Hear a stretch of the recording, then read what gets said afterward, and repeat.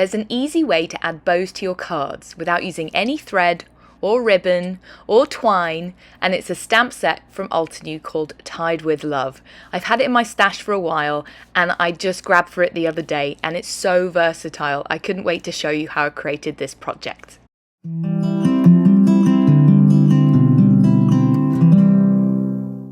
Hi guys, it's Jenny. Welcome back to another Stylish Cardmaking Techniques video. Today I'm featuring this Tied with Love stamp set. It came out a few months ago and I've used it once but not grabbed for it again since, and I don't know why. It's actually really versatile. It has embellishments that you can use that are stamped but give this mimicked look of twine, and you can use it on all sorts, such as wreaths, you could use it on vases, you could use it on floral bouquets, and that's what I'm going to do today. I've got this stamp set. This is the Timeless Tulips stamp set. It has this hand-wrapped bouquet of tulips, and I thought, you know what, that paper needs some ribbon around it. So that's exactly what I'm going to use my bow from that Tied with Love stamp set. But first off, I've got to colour in my tulips. So I've grabbed a panel of Neenah Solar White 80-pound cardstock. I also like to use Express It cardstock when I'm colouring with alcohol markers. And be sure to stamp your image if you're using black ink with permanent black from Altenew. This is alcohol ink friendly, and therefore it will not smudge when you start using your alcohol markers. So I'm going to give this a couple of goes here. I'm using my mini Misty just to make sure I have it all lined up and I get a nice black impression. And I'm using two sets of artist markers today. I'm using this one that came out recently. This is the Beach Garden set for these gorgeous orange shades. And I'm going to do this super quickly. It's fully sped up here, but there is no fancy techniques here. You can see I just went over it first off with the lightest. Then I'm coming in with the second lightest, then adding some depth with the darkest orange, and then going back over again from dark to light. For my leaves, I'm going to use the greens from the Island Garden set. Using that same technique from light, medium and dark, and then medium and light again, just blending it out. And you'll see I'm resting on my mini Misty. I find that using a glass mat or the plastic lid of the Misty helps me blend my colours together better. I'm not sure if there's some science behind this, but I have found if instead of just using my craft mat directly, I can blend the colours out through my cardstock a little bit better. I'm using a pale blue for an outline on that kind of wrapper, because it's kind of more like white paper. And then I'm going to use my blender. This is the alcohol ink blender pen, just to blend it out and get rid of some of those harsher edges. I'll then grab the die that coordinates with the Timeless Tulips set, use my satin masking tape to adhere it down, and then die cut it out. For my background, I'm going to mimic those same exact colours that were in the Beach Garden Artist Marker set.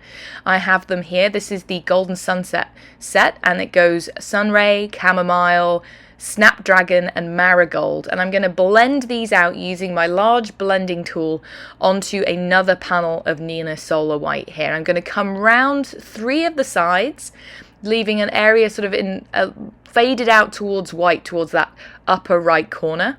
I'm going to come in gradually with darker and darker colours, blending it out, and it doesn't matter if it's a little bit messy in the middle because I'm going to add my tulip bouquet to the centre. I'm going to adhere it with some of my Instant Dimension foam tape, just grabbing a long strip here and snipping it off. This is how I like to do it, and then I can just add it to the back of this large die cut, snipping here and there just to make sure I get good coverage and there aren't any areas that are going to be too saggy.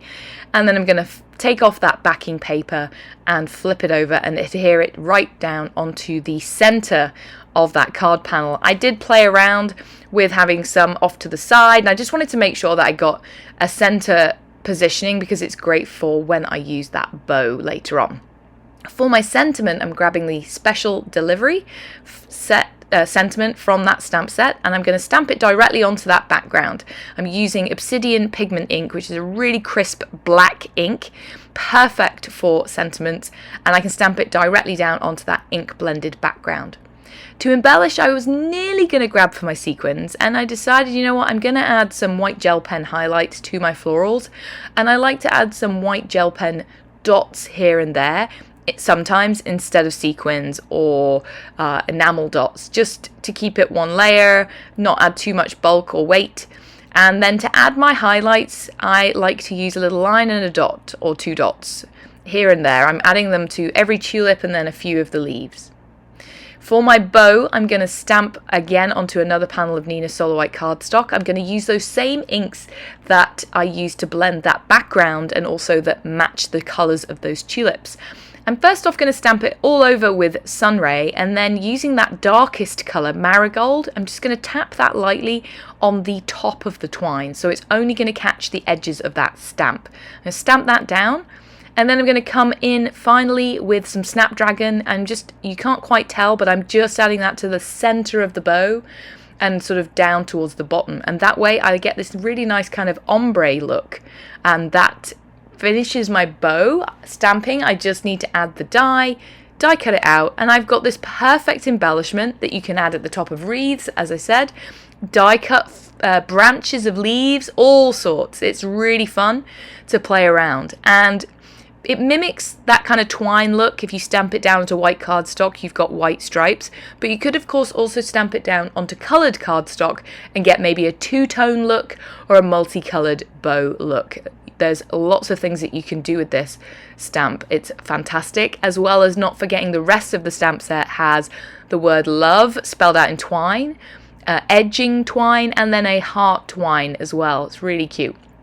I can play around with my placement. I've added a little bit of foam tape to the back, and I'm going to pop it just at the top of that hand wrapping, and then a little bit hung over the edge, so I'm going to trim it off with my scissors. And that finishes my card. But one other idea for this bow is you can add it onto envelopes. So I have one I made already, and I've stamped a sentiment, but I only added the glue behind that top area there. I haven't actually sealed the envelope here, so you can see that it's just easily able to open and close, good to go when you're ready to send your card. And that finishes my video for today. I hope you've enjoyed, and I hope I inspired you to reach for your bow stamp set tied with love from Altenew. Please be sure to subscribe to Altenew's YouTube channel if you don't already. Leave us a thumbs up, and I'd love to hear your comments below. Have a wonderful day. Bye. Hello crafters, Jen here.